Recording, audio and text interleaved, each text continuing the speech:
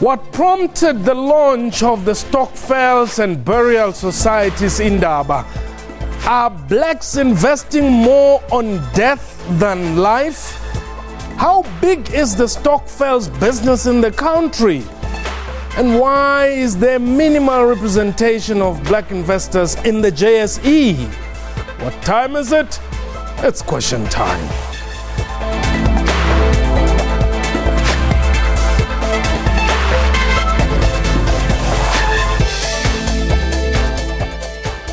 Hello and welcome to the show. My name is Mpho Tsedu. The Stokvels and Burial Societies in Indaba was launched recently. It aims at encouraging ordinary South Africans to engage interactively with senior representatives of financial services organizations. Surveys indicate that Stokvels are estimated to be worth about 44 billion rand, while burial societies have become a lucrative business. But how important are Stokvels and Burial Societies? We are live. And therefore, you can call us and air your views. The numbers to dial 089-110-4210. Our Twitter handle at Question Time 24. My guest today, his name is Tabatha Masood. He is the Stokvels and Burial Societies Indaba organizer. Thank you very much for making time to come and talk to us. Let's just talk briefly about this Stokvels and Burial Societies in Indaba. What is it? Thanks for having me, Mpho. The Stokvels and Burial Societies in Indaba is a platform.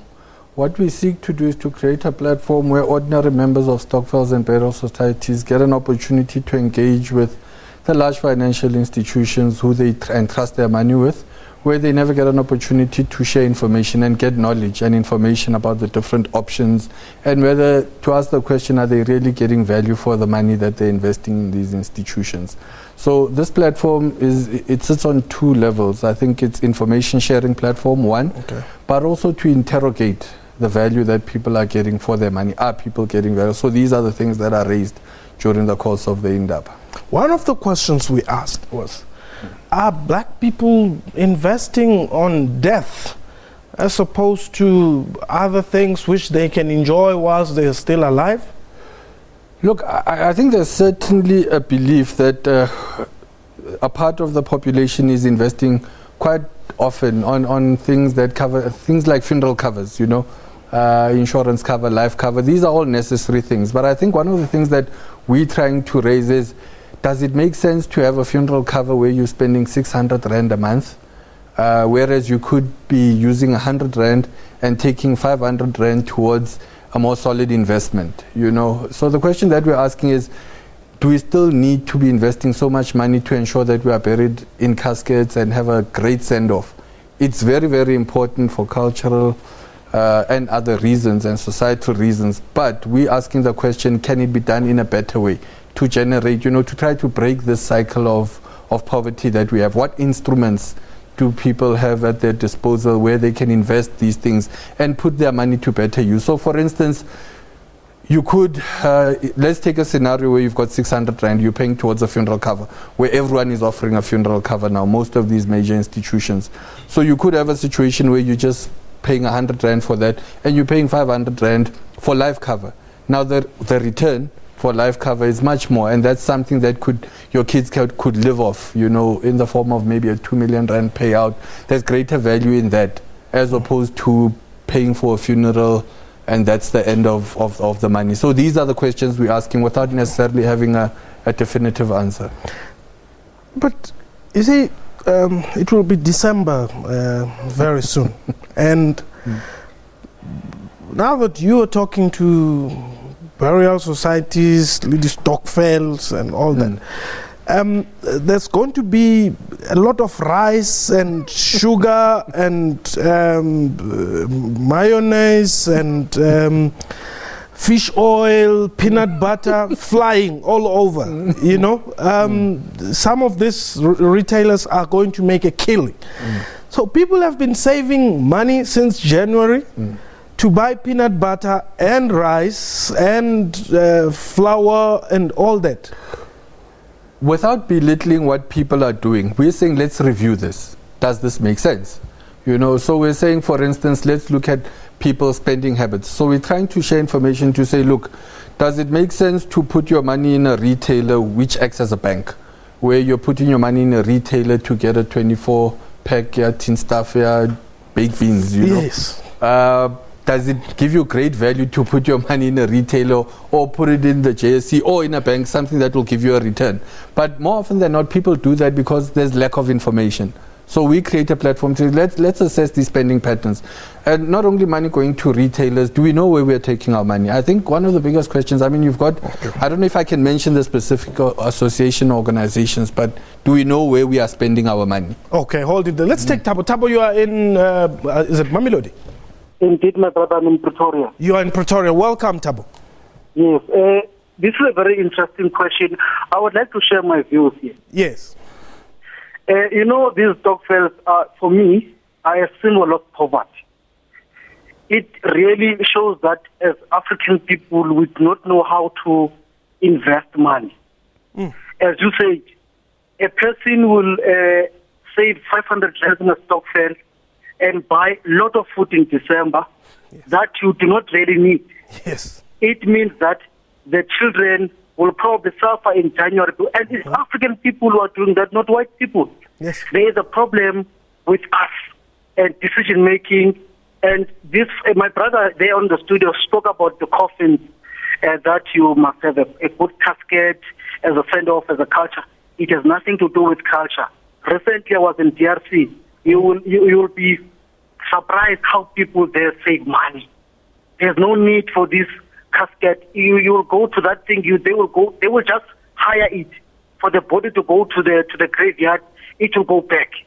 We need those caskets as a send off, but the family will suffer while the dead body is in the graveyard. There's a problem with us as black people. We need to change our mindset. Thank you very much. Thank you very much, Tabo. In response to that, I think that's precisely what we're trying to do with the Indaba. And I think where we're very careful is we're not trying to prescribe to people how to think or how to use their money. But at the same time, we're saying, here are the options. Does this still make sense to you, given the information that you now have? So, for instance, like Tabo correctly raises, does it make sense to want to be buried in a casket and have your children staying poor when you come up? So these are the questions. But you can't say to people, don't do that without offering an alternative. Okay. So what we are trying to do is show where those alternatives are, where those instruments are. So for instance, the JSE, people might have a notion that, you need to be rich, it's incentive and so on. But we're saying, no.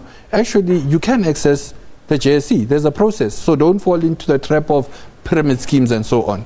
Hold it there, because I want us to take a quick break. But when we return, we must talk about this notion that, yes, Sandton or the JSE is far. Because these Stokvels people meet right there in Sandton, the second week or the second Sunday or something of the month. They meet right there in Sandton at the park. The park is full of people. And there's lots of money also exchanging hands. I don't know what is it with us. We love seeing money, paying and all that. But I'm not trying to talk down this Stokvels and societies. If you are a participant, please do give us a call. 089-110-4210. We shall return just now.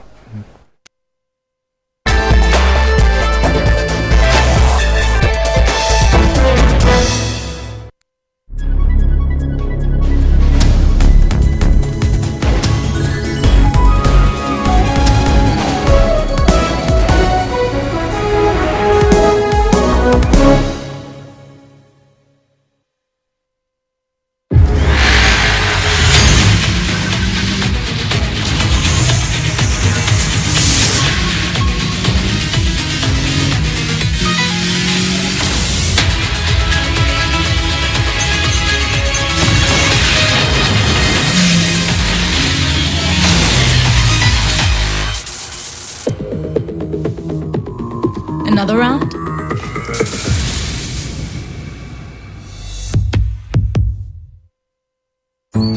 When we were little, life felt big, with something new to discover around every corner. Yet somehow, living small became the norm, until we remember how great living big really is. At Macro, we're still big on being big. Big on convenience, experience, range, and savings. Big on the moments that matter. rediscover how beautiful it is to be big on life.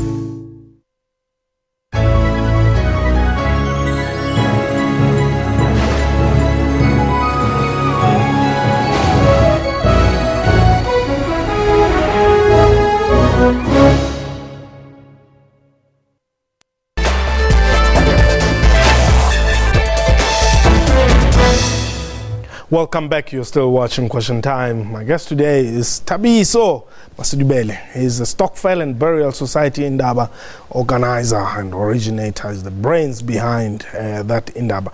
And we are indeed taking your calls. Are you in the business of Stokvels or somehow making money through death? Please do give us a call. We would love to hear your story.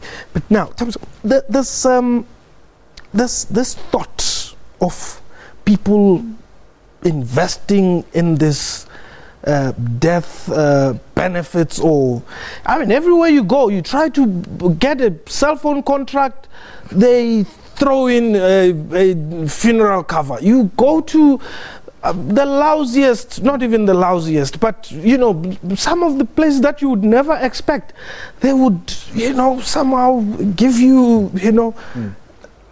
Look, I think this whole discussion exists in a particular context, and that context is the expenditure patterns of black people, or of the majority of the population. Where you had, for instance, very recently a Concord case where a furniture retailer was doing that same sort of thing. But there's this thing that you have savings and investment versus insurance and death. So it's lopsided towards death. So we aren't encouraging our people to move towards the investment and seeing greater returns. Instead, it's this scaremongering. You are going to die. You know, you need to save for your death. So the context that we're trying to exist within is one that says, what are the expenditure patterns of black people? Where do black people spend their money?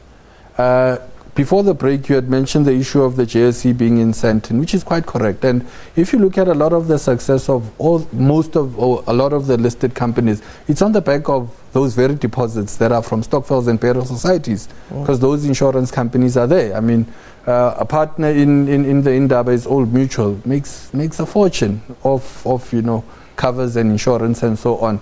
So we're trying to say, let us analyze not only for Stokvels and Burial Societies, but our expenditure patterns. Where do we buy groceries? We buy that, you know, certain retailers. I hope I can mention ShopRite, Checkers. We bank at Capitec, and there's a pattern in that. Where are those businesses owned? So I get very interested when I hear, you know, politicians saying we'll revive our township economy and so on. And then I go home, and I see there's a new mall being built, and the anchor tenant happens to be that very same retailer. And so the money that's spent there is money that then leaves.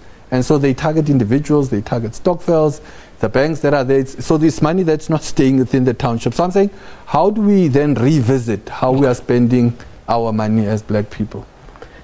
Makafula, you are in Mpumalanga? Yes, sir. Welcome. Yeah, I'm not the guy. Yeah, shortly, man, I would like to pose a question to my brother over there. Yes. From the Indaba thing. Yes.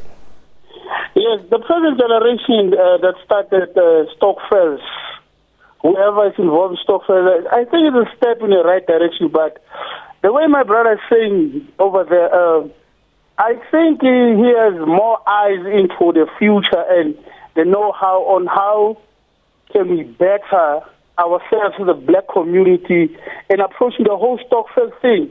My question is there a way that this whole ideas of advancing or developing the Stokvels to benefit us more financially, is there a way we can incorporate it into schools from lower levels like primary or early secondary years, so that the coming generation we'll have a better approach.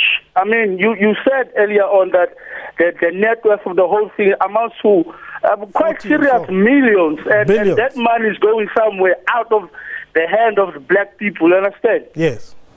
So is there, my brother, he looks very equipped and he sounds like someone who has knowledge. I mean, people who are donating this money, going to Sentinel and stuff, they don't know where the money is going. They just enjoy seeing and stuff. Yes. And I said, okay. Is there a way? All right, Makaful, we got the question. Is there? Look, I think that's one of the objectives of the Indaba platform. So we've done it on radio and we're doing it as an Indaba, as a face-to-face. So as I said, it's a platform where we're trying to sensitize people and give people information on thinking better about your money. So what we're trying to do is to be very careful not to prescribe to people how to spend their hard-earned money. But we want to say, here are your options. Here's the information. There are such things as retirement annuities. There are such things as shares. There are such things as, collective savings. So we're trying to say, know the power of collective. As Stokvel groups, club together, begin to engage financial institutions to say, what have you guys done for us? Because we've given you all this money over 40 years. We've been very loyal as this group. Since before you were ABSA, you were still Trust Bank and United. Yeah. And we've never gotten any sort of reward or any sort of recognition from you. And yet when you go to the higher LSMs, people have all these multiple reward programs and so on. But what we've realized is that Stokvels, their engagement with financial institutions is at the level of a teller or a broker who you see once, you sign on the form, they get commission, and that's the last time you see them.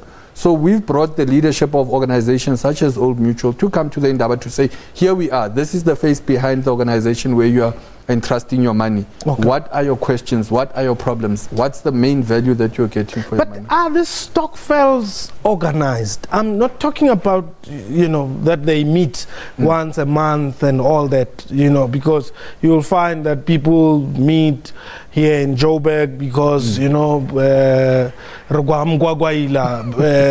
so this is just for us, without looking at the social angle of the societies and Stokvels. Are they organized? It's a yes and no. So you've got two extremes, and in between you've got something. So you've got Stokvels which have constitutions which are quite organized, and they've got groups. So for instance, we were at the Indaba in Kagiso. There's a group called the Kagiso United Societies. It's a group of 9 burial societies who have organized themselves into an association of burial societies.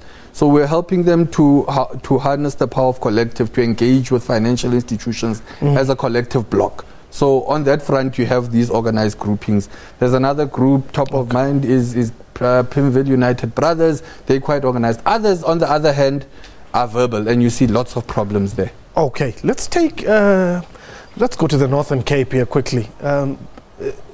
Nkateko. Is it Mikateko or Nkateko? Mikateko. Oh, Mikateko. Yeah. Amamkela. Mikateko. Yes. Yeah. Yeah, you can see. All right. I think it's a lot of confusion and misunderstanding. In as far as Stokvels are concerned. Yes. I am a teacher and I started teaching these things on Stokvels and I decided to join some of them. And then only to discover there was one where I was paying 300 Rand a month. And then they said, no, just pay it in. And then we know how we work around this money. And then they somehow lend it out to other people at an interest. Oh, okay. And then the end of the year, I was surprised I had 9,000 Rand. And then in one there is these groceries. Yes. They buy groceries at special prices from different suppliers or businesses. When they are at special prices, they go and buy. They don't take at the same time. They take the end of the year, but they bought at the price the beginning of the year. Okay. And then you find that you have got so much groceries. I couldn't believe it's the same amount that it's a lot of. I couldn't even use the groceries. Oh yeah, I can imagine. Mikateko, thank you very much. Unfortunately, we have run out of time, but thank you for the call from the Northern Cape. Let me give you 10 seconds to close. Thank you. I think, as Bikateko said, I think what we're trying to do with the Indaba is just have this discussion, a continuation of this very discussion. So we've decided to take it to places like Mamelodi, where we bring with us all these institutions. So the JSC moves from Sandton to Mamelodi, to Polokwane, to Mahikeng, and to Sebokeng. So at these platforms, what we then do is have these discussions and share information and say, these are the different options you can engage in. All right. Thank you very much for your time. We really appreciate it. That was question time for today. A big thank you to my guest and to you for watching the show. From me and the crew, you have yourself a wonderful time.